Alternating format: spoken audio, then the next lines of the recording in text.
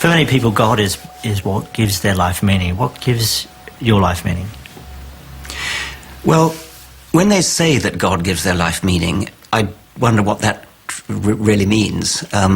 They've got an imaginary friend, which I guess might be nice for them. In some cases, they're just using the word God as another name for that which gives their life meaning. Most people, meaning's rather a grand name for what we're talking about.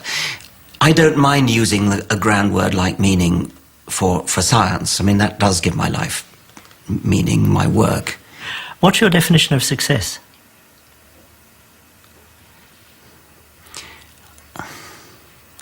Oh dear, I don't really answer that kind of question. Why not? I'm just trying... Well, because I just think of it as a dictionary word, which has a dictionary definition. And you can go and look it up. I don't have a personal... You don't have a marker in your life for what would be achievement? No, it's because either you just give a dictionary definition or it becomes very complicated and personal. I don't really think I've got a good answer to that. At Douglas Adams' funeral, you read a eulogy in which you said one of his chief charms was his ability to laugh at himself. Yes. When do you laugh at yourself?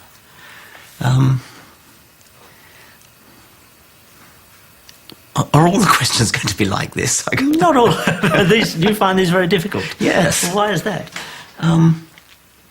Because they're about me, I suppose. Some of the questions are about you and some are about your observation of other people. Yes. If you like, I can come back to that and we can talk more. I might. Generally. I mean, yes. I laugh quite a lot and I'm sure I laugh at myself a lot, but I'm not sure I can think of any particular examples. I don't wish to make you uncomfortable, so why don't we park that and come back to it?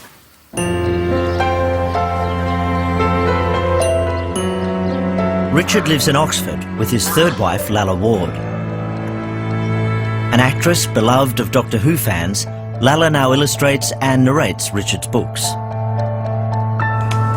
Richard has one daughter from a previous marriage, Juliet.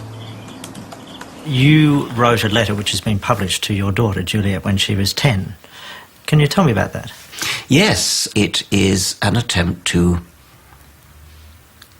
encourage her to ask questions and think for herself. It begins by saying, how do we know the things that we know? And so it's a kind of hymn to evidence. It's kind of trying to encourage this 10-year-old child to always look for the evidence for anything that you're asked to believe.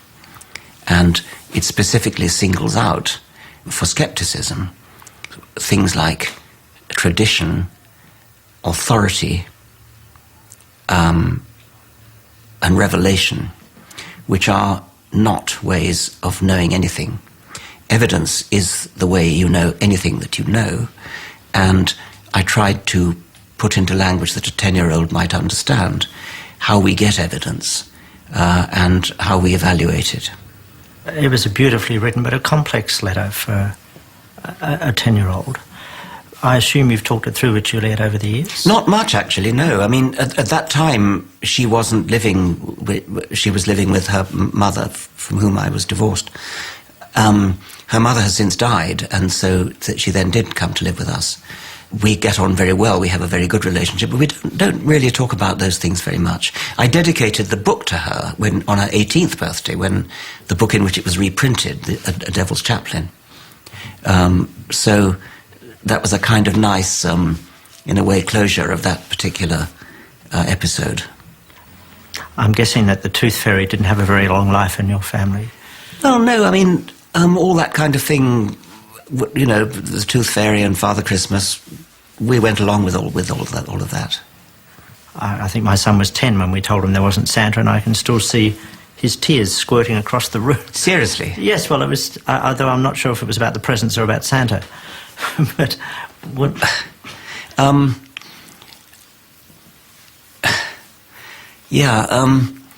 Well, that's rather a sad story. I think most children kind of guess, don't they, before they're told. It is a puzzle to me why children virtually all accept that they'd been misled, actually lied to by their parents about Father Christmas and about the Tooth Fairy. And yet it doesn't tumble to them that maybe the same thing applies to God. I do wonder sometimes whether magical fiction, where you have spells and princes turning into frogs and things like that, whether that actually might have a pernicious effect upon the child mind. In what way? By giving the child the idea that anything goes, that there's no discipline to reality. I'm only kind of asking the question, is it, is it possible that teaching children about fairies with magic wands and sleeping beauties and frogs turning into princes, that actually does set up a kind of counter-reality view of the world, which might predispose them to religion, which is also magical in the same sense, but also might sap, undermine the tendency to a skeptical take on reality, which I think is important and actually wonderful, because the world, the real world, the real universe is wonderful.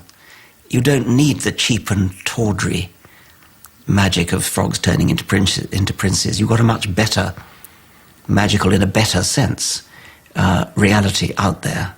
Are perhaps fairy tales, for example, speaking to that part of the human consciousness which is absolutely not rooted in reality, which is imagination, and our desire to feed imagination and to play? Well, that's a good point, but I mean, imagination is enormously important, and in science as much as anything else, and scientific theories, scientific hypotheses depend upon imagination, dreaming up imaginative ideas.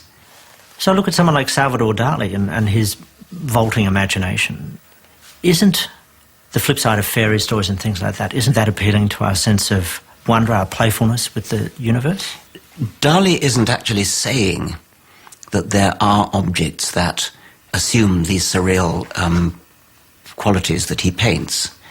So he's boring into our subconscious and stimulating our minds to think in imaginative ways. He's not actually lying to children about the way reality is. Saying that frogs turn into princes is a lie. It's not just because it hasn't ever happened, it couldn't ever happen. It would violate a deep, deep scientific principle for anything like that to happen.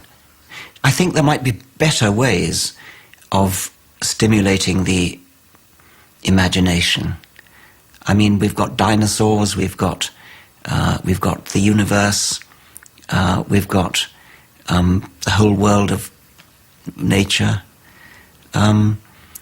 Don't you think a child could have its imagination stimulated by these unfamiliar and yet wonderful, magically wonderful, in the good sense of magically, aspects of reality?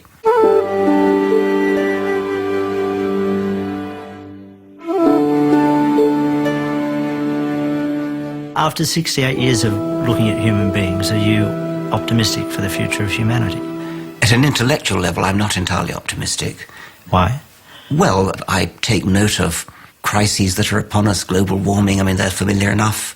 The technology to do terribly destructive things is becoming cheaper and easier. And there are all sorts of reasons to be pessimistic intellectually. Emotionally, I'm not an emotional pessimist. I don't sort of fret all night about the future of the world like some people do.